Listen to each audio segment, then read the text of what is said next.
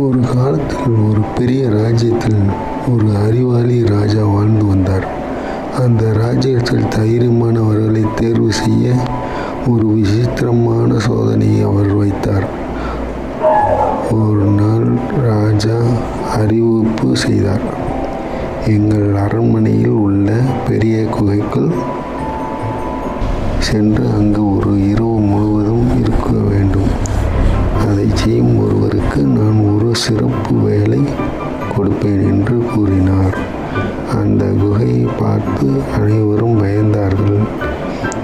குகை மிகவும் இருண்டதாகவும் அமைதியாகவும் இருந்தது. யாரும் உள்ளே செல்ல தயங்கினார்கள். அப்போது அந்த ஊரில் வாழ்ந்த மிகவும் ஏழை சிறுமி முன்னே துணிந்து வந்தாள். அவள் மனதில் சிறிது பயம் இருந்தது. ஆனாலும் நான் முயற்சி செய்து பார்க்கிறேன் என்று சொன்னாள். ராஜா அவளை பார்த்து, பயப்படாதே, தைரியமாக இரு, இந்த வேலை உன் தைரியத்தை பார்க்கத்தான் என்று கூறினார். சிறுமி சிறிய விளக்கு எடுத்துக்கொண்டு குகைக்குள் சென்றாள். குகை மிகவும் இருளாகவும் அமைதியாகவும் இருந்தது. காற்றின் சத்தமும் சிறு விலங்குகளின் சத்தமும் கேட்டது. அவள் முதலில் மிகவும் பயந்தாள். ஆனால் தன்னைத்தானே தைரியம் சொல்லிக் கொண்டாள். நான் பயப்படக்கூடாது, நான் இதை முடிப்பேன் என்று நடக்கத் தொடங்கினாள். அவள் எதிரே 2 பாதைகள் தெரிந்தது. பின் திரும்பி பார்த்தாள்.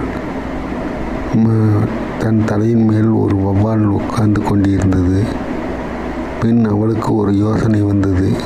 தன் 2 கைகளையும் தட்ட ஆரம்பித்தாள். அந்த தட்டின பயத்தில் வௌவால்கள் பறக்க ஆரம்பித்தது. அதனை பின்தொடர்ந்து அவள் நடக்க ஆரம்பித்தாள். பின் எதிரே ஒரு அவள் அங்கே நின்று பார்த்தாள். அவள் அருகே 2 மரக்கட்டைகள் இருந்தது. அதன் அருகே வாழை நார்கள் இருந்தது. அதை கட்டிக்கொண்டு அவள் நீந்த தொடங்க ஆரம்பித்தாள். அவள் செல்ல ஒரு சிறிய பாதை வந்தது.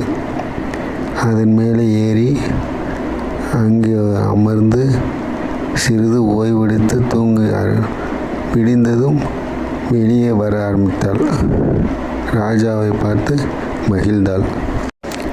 ராஜா அவளை வரவேற்று அவளுக்கு ராஜ்யம் தன் அருகே உதவியாளராக அமர்த்தி வைத்து கொண்டார். பின் அவள் நிலைமை மிகவும் நன்றாக இருந்தது. கதையின் நெறி,